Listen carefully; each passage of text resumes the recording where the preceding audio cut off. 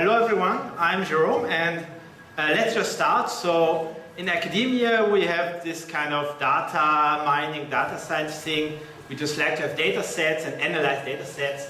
And what's the biggest type of data set that we use? Well, usually, what is it? It's like social network, right? So we crawl some kind of website like Facebook. We get all this information about people and what they do, how they interact, how they like each other, how they like each other's posts, and so on and so on. But there's one kind of information which is not really represented in Facebook. Yeah, so who here has, let's say, a dog? I'm sure, raise your hands a little bit here. People who have a dog here, I'm sure. You have more than 2 people who have a dog. You have 2 dogs. How many dogs do you have? 2? Okay. So let's see. So basically what we're getting at is, maybe you don't know this because if you don't have dogs, is that there's this website called Dogstercom. Yeah. So basically you can register your dog. So it's a bit like Facebook but for dogs, right? So your dog can have a page like this. Let me just put this on again. How do I put this on correctly? Is it like this? So the previous speaker had it like this, I think. Is it good? You can hear me now? Yeah. Okay, great. So where were we? Yeah, dogs. So there's this website and you can register your dog, and then of course what your dog can do, your dog can have friends, which are other dogs and so on. But of course, there are not only dogs, but maybe some people of you, I'm not going to ask you, some people may also have cats. So there's this other website. This is really not nice here. How do I do this nice? Please help.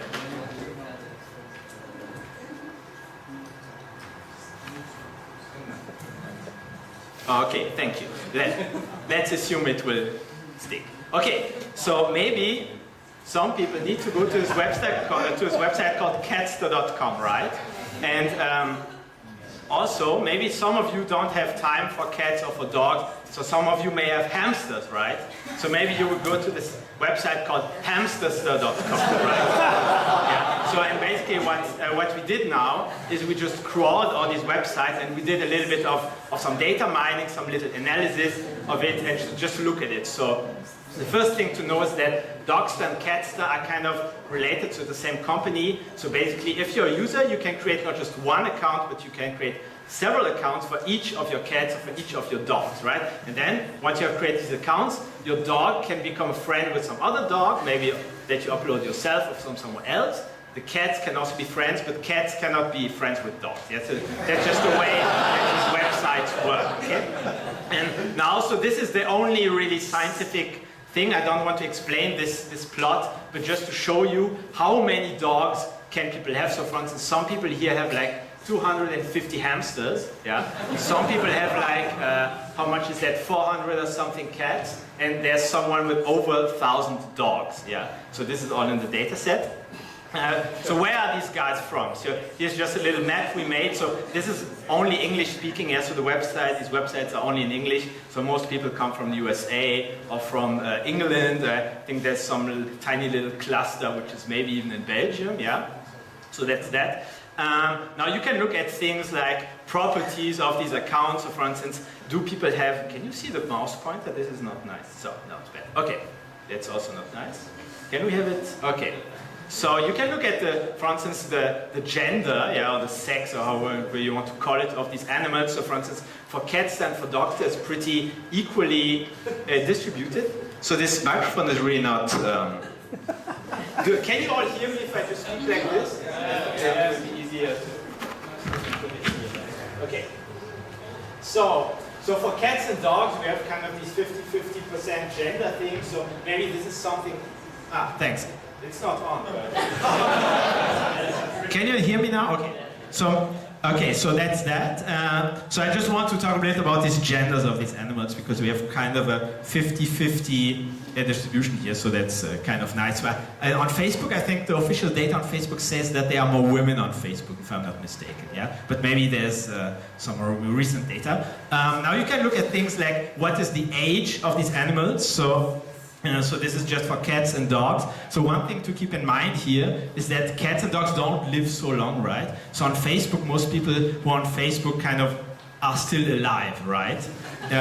If you look for cats and dogs, most cats and dogs are something like 5 or 6 years old, and the truth is many of the cats and dogs are already dead. So this is, you can actually look at this social network as a kind of what would happen with Facebook in the future when actually most accounts are of dead people. Yeah? So this is something that will happen in the future. You can look at things like these properties, like just what is the typical weight in this case for cats. Yeah, so just drawing this little distribution, this is all in the data. And in fact, we have lots more kind of types of information, so you can actually fill out all of this. And I think here you get some kind of rich data, like what is the coloration, what is the color of the fur of these animals. So that's something you don't have on Facebook, right? You have these likes, these pet peeves, and so on and so on. And even for cats, you have this number of lives remaining. So that's quite good thing, yeah. Okay. Yeah, so this is all, by the way, this is all the real data. We just did some real science here. Yeah, and now just because I don't have so much time, so just to show you some information, what are the favorite activities of hamsters? Yeah, so playing, chewing, climbing, eating, sleeping, and what is the number one? Can you guess now? Oh, I think you said running. Yes, that's very good. Running. So it's indeed running. How do you even know? Okay. Yes. Okay, and now, what's another interesting we can look at? How do people name their pets? Yeah? Yeah, no, Batman is not a common name. So actually, we looked at what are the most common names. So for instance, for male dogs, yeah, so we break it down by animal type and by the gender. So for male dogs, what are common dog names? So you said you have a dog. Who was it? It was someone around. What's the name of your dog? Bob. What? Bob. Bob? Bob? Okay, so this is a name we don't have so much in the data set, so the most common names are actually Max, Buddy, and Jake. Yeah, so this is for male dogs. For female dogs, we have some names. The most common names are Bella, Lucy, and Daisy. So actually Bella seems to be a very popular name also for some other animals. For male cats, what could be the most common names? Here, it's actually Tigger, Max, and Oliver.